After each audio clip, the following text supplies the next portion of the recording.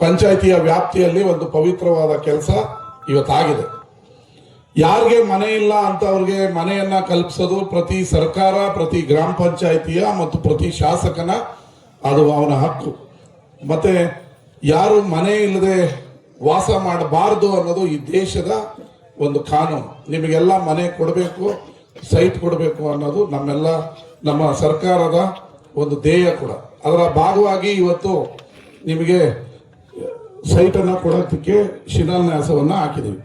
2002 ಈಗ 2026 24 ವರ್ಷದಿಂದ ಪಾಪ ನೀವು ಸೈಟ್ ಆಗತ್ತೆ ಆಗತ್ತೆ ಆಗತ್ತೆ ಅಂತ ಕಾಯ್ದ್ರಿ. ಇವತ್ತು ಅದಕ್ಕೊಂದು ಗಳಿಗೆ ಕೂಡ ಬಂದಿದೆ.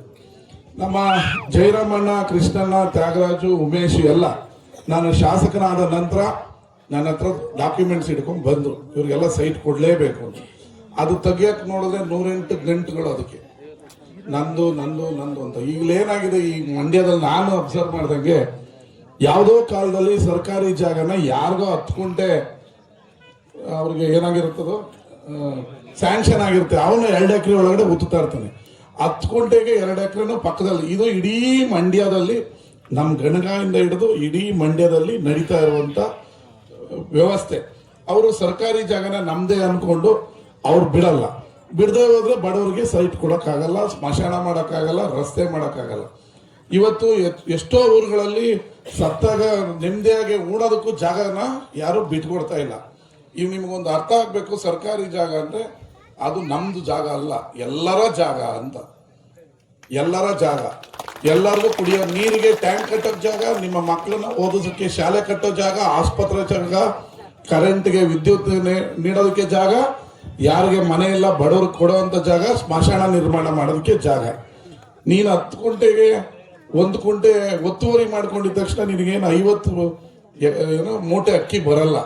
ನಾನು ಅಬ್ಸರ್ವ್ ಮಾಡ್ತಾ ಇರ್ತೀನಿ, ರೋಡ್ ಮಾಡ್ಬೇಕಾರೆ ನಿಮ್ಮ ಗದ್ದೆ ಪಕ್ಕದಲ್ಲಿ 10 ಅಡಿ ಜಾಗ ಬಿಡಿ, ಒಳ್ಳೆ ರೋಡ್ ಮಾಡ್ತೀವಿ ಅಂತ ಬಿಡೋದೇ ಇಲ್ಲ. ಎಲ್ಲ ದೊಣ್ಣೆ ಹಿಡ್ಕೊಂಡೇ ನಿಂತಿರ್ತಾರೆ, ಕಾಂಟ್ರಾಕ್ಟರ್ ಮೇಲೆ, ಇಂಜಿನಿಯರ್ ಮೇಲೆ, ಆಫೀಸರ್ಸ್ ಮೇಲೆ.